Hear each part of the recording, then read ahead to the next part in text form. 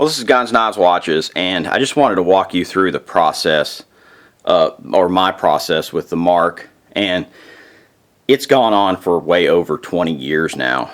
The first Mark I ever had, of course, was a Mark II target with Pachmayr, with thumb rest, ambidextrous, and then later years I put a Volquartsen kit in it.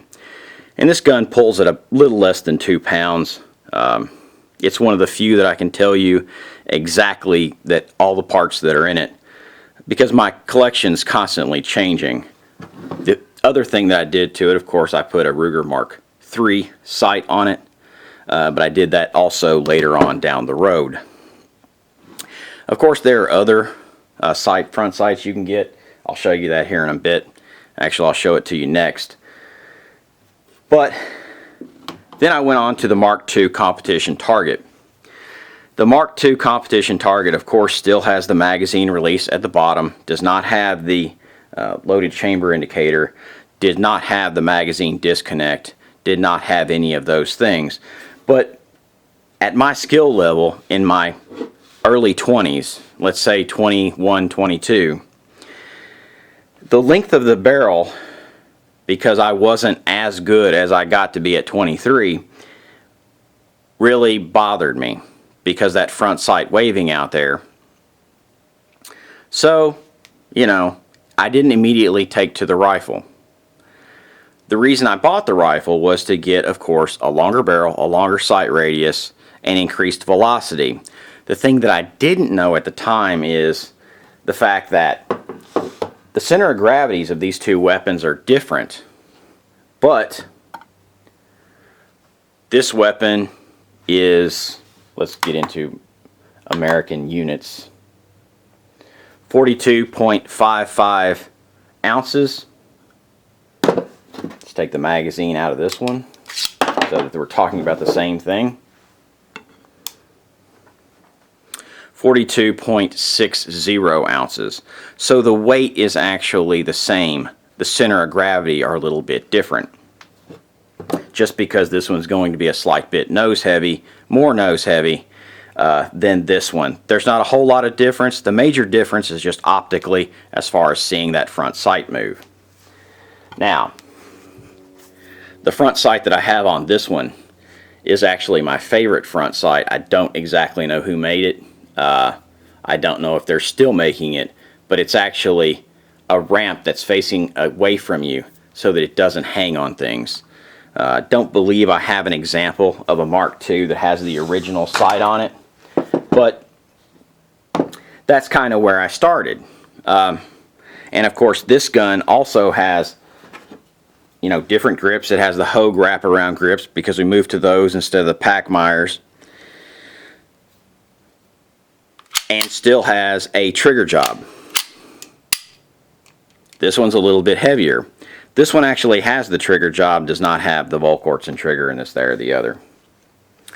Let me try and move the viewfinder on the camera so that we can kind of get I can see better. Of course, we made multiple variations of the Mark II, always another competition target. And basically the same gun as that gun, different front sight and a different type of trigger job.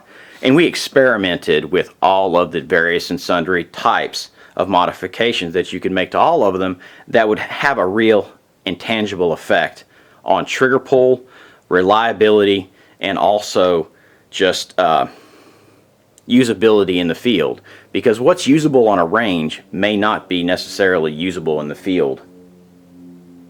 Of course, we moved through the Mark IIs and the 10-inch barrel, of course, the government model. This one has the wood grips on it, which were right-handed target grips. Of course, this gun didn't come this way. It came with a different set of grips on it. This was popular. Some people would carry this gun because they liked the increased barrel length as far as velocity and the red front sight and this, that, or the other.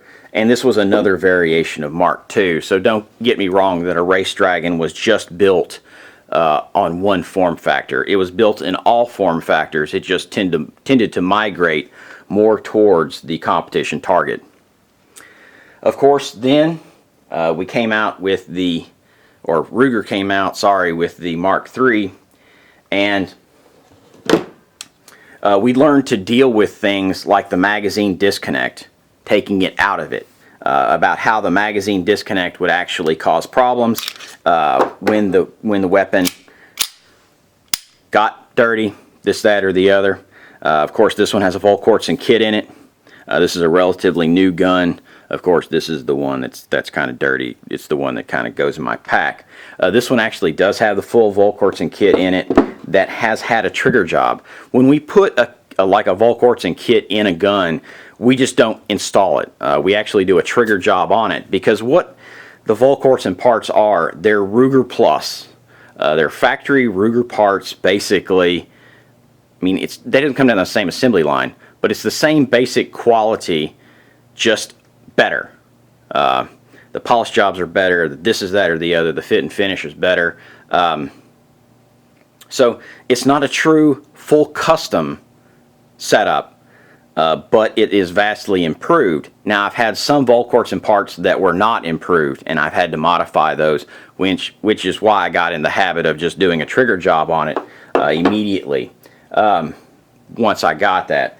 Of course, we moved through and we kept actually going through them, doing all different modifications on them, and trying to figure out the best combination to actually work for us. We've tried other variations on the theme of the Ruger. Of course, we've tried the 2245. Some people like that. If you have smaller hands, it works really well. My larger hands, unfortunately, I'm not able to eject the magazine without coming off the grip, because the magazine angle is still the same as the Mark series. The only difference is the magazine, instead of coming directly out of the grip in the same basic plane, it's coming diagonally out of the grip. And as you can see, my hand is actually there. The meat of my hand, that's fully choked up, and I can't on the 2245 eject it without coming off. So when I say I have girly hands, my hands have actually been broken so many times that I don't have full function of all my fingers. But that's just a whole other story. But we tried, hunter models, different sights. Of course, this one's got a fiber optic sight and has a V-notch in the back. Of course, it still has the same trigger modifications and, of course, the same grip modifications. We basically all went over to these Hogue grips. Some people would go into some custom things and this, that, or the other, and da-da-da-da-da. Now, you notice none of these have sights on them, because my part in all of this had nothing to do with the sights. You could put whatever sights, whatever rail, whatever this, that, or the other. My part as the understanding the gunsmithing as far as just the engineering of it and kind of, da-da-da-da-da, was just revolved around the gun.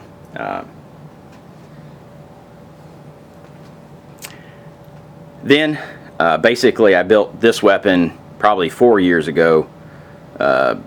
Some of the first videos on the channel were actually of this weapon, of the old channel, and it's of course a very highly modified Ruger Mark III. Of course, all of these Ruger Mark IIIs have had the magazine disconnect removed.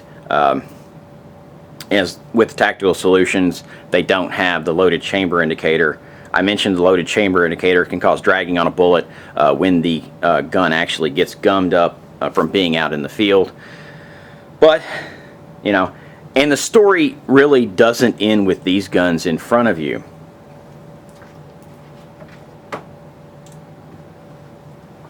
In fact, they're only part of the story. In fact, only half of the story, but they are my story. Of course, there are also Browning buck marks,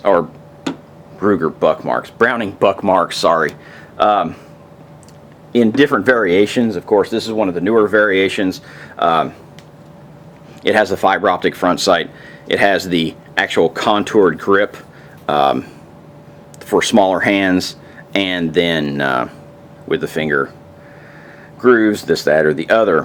One thing that I didn't like about it is to actually disassemble any of these after you've taken out the magazine disconnect are very relatively simple for me to do because I've just done it thousands of times. This one, unfortunately, I have to have a tool, and I don't like tools and screws in the field.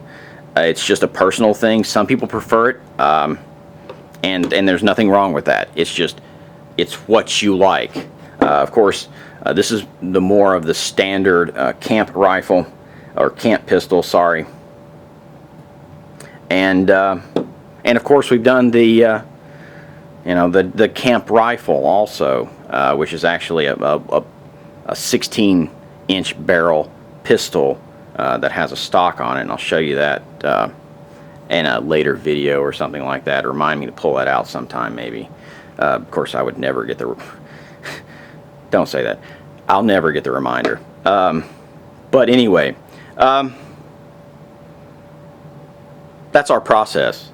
This is the one that we moved through, just working on the best survival type pistol and the modifications that needed to be done to it.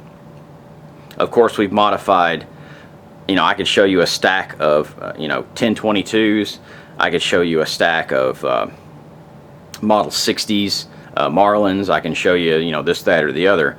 But this is actually where it basically coalesced a bunch of people's experience over a lifetime.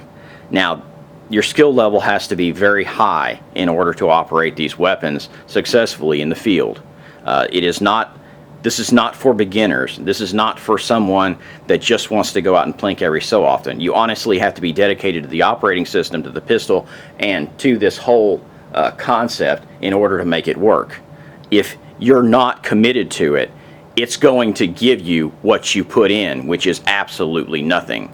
It will be a fail on all levels. But if you want to commit to a system, these were the systems that we wound up and committed to, and were the easiest for us to actually field on a global basis. This is Guns, Knives, and Watches. Have a good one.